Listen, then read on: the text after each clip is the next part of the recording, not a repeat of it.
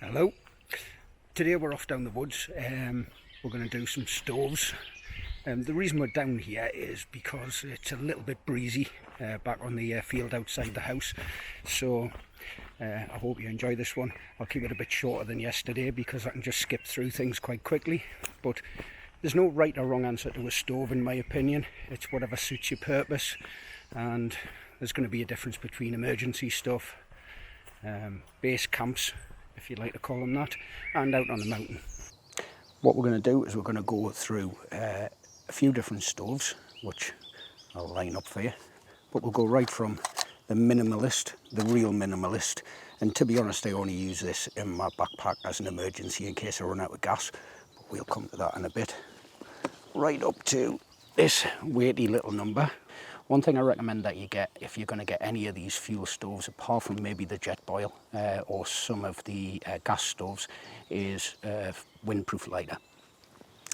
This one's seen quite a bit of action, but the other thing you can get is, getting attacked here, one of the things you can get is windproof matches. Now you can get a pack of maybe 30 of them, but they will run out and they're not available everywhere, whereas you can get gas to refill this, so I recommend one of these. So onto the first stove. Now this is the minimalist one. This is very, very lightweight. In fact, I'll just put the weight here for the stove and the cup, and that's all that you're carrying apart from fuel. Now you can burn all sorts in this. You can burn alcohol gel, and some of the hand sanitizers will actually burn. The thing is they don't burn very hot. That's the only downside. You can get these tablets. I don't think it's because they're going to focus on that. Anyway, they come in packs like this, look a bit like fire starters, and basically we're just going to put this in and light it. Now they're not very energy efficient.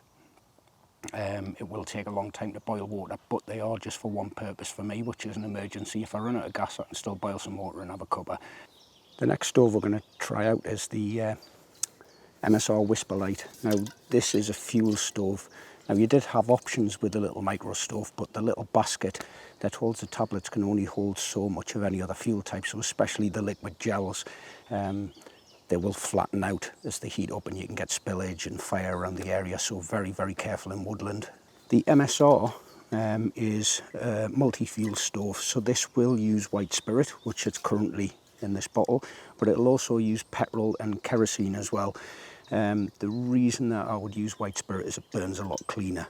What we're going to have to do now is take the lid off the bottle and put this mechanism in. Now this is the pump that puts pressure on the fuel, brings it out this little white line, and then we'll move on and show you how that all works. So we've got the lid off, we now put the little white tag in and screw this down.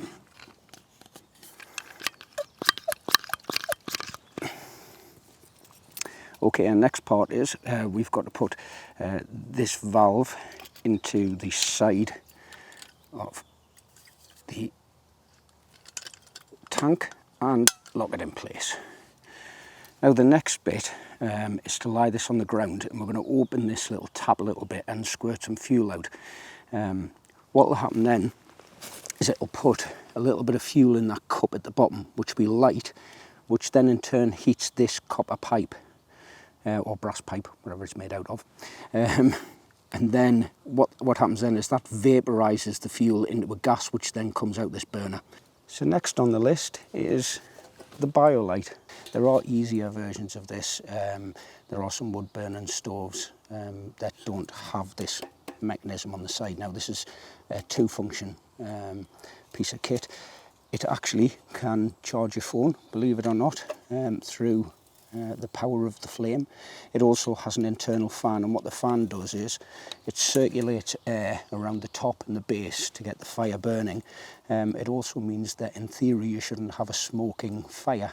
It should be completely clean because it burns the gases out. The benefits being is the fuel for this is quite abundant, especially if you're where I am now, twigs. It also comes with a kettle, which we'll show you in a bit, and it comes with a barbecue attachment. Not exactly portable. It's not much weightier than, say, the Jetboil with a canister, but if you're out on the fells and there's no trees or sticks, you're going to have to carry your own fuel in. So yeah, woodland stuff, tarping with maybe a hammock, great. Out on the fells, not so good.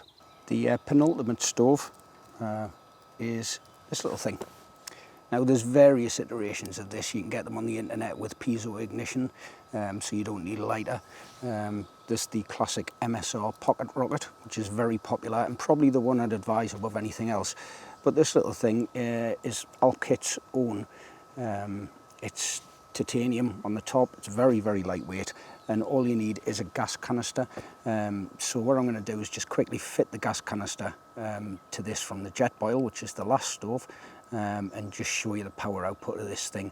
I usually carry a small cup like this, which I can then cook in. It's also got a little bowl in the bottom. This is the GSI Pinnacle Soloist. And this is my alternative to the Jetboil, so if I fancy a change, this is what I bring with me. Last but not least, this is the Jetboil. Now there are various iterations of the Jetboil. I've also got a rather large pot that fits on the top of this, which suits for cooking and kettle boiling for multiple people. Water only, never cook in this. I never cook in this. It's dried food. It does come with an attachment for a pot stand, so you can cook in another pot, which I do on multi-day trips. But this thing is only for boiling water. Keeps it nice and clean, there's no mess. What happens is you've got a burner and then it sits inside.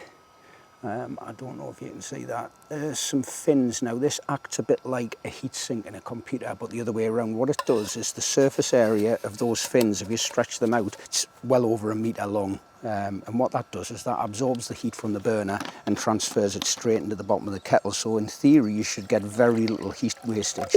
Now, I'm going to boil some water in this, and the one thing you'll notice when I boil some water, if it lights, yep, is I can hold the cup like this while it's boiling, and all of the heat is getting sucked into the little fins at the base of it, which is nice. This is super fast at boiling water. I think it does about 500 mils in less than 2 minutes. But yeah, so we're going to boil some water and that'll be the video done. Out of all these stoves, I think the one that I use the most is the Jetboil. I take it on mountain trips with me. I took it on the multi-day trip. The gas canisters are readily available. The second place one would be the little micro stove from Alkit. That pretty much just replicates the Jetboil, just a little bit less efficient. And I always carry the emergency, the little tablet fuel burner. The wood stove is, as I say, good for woodland trips, but it is a little bit gimmicky. Nice for sitting on a tarn side or a lake side with the barbecue set up and having a little bit of food, but that's probably about it. And then the MSR whisperlight multi-fuel stove, that actually came with me on a coast-to-coast or sea-to-sea cycle trip, just because the fuel's readily available and it's nice and easy to cook on. You can adjust the flame. So what we're going to do now, or what I'm going to do now, is use my little gadget. I carry this with me on every walk because I like coffee and I like nice coffee. So this is the Wikako or Wikako, and it's the pod version, and it makes a nice espresso. Cheers.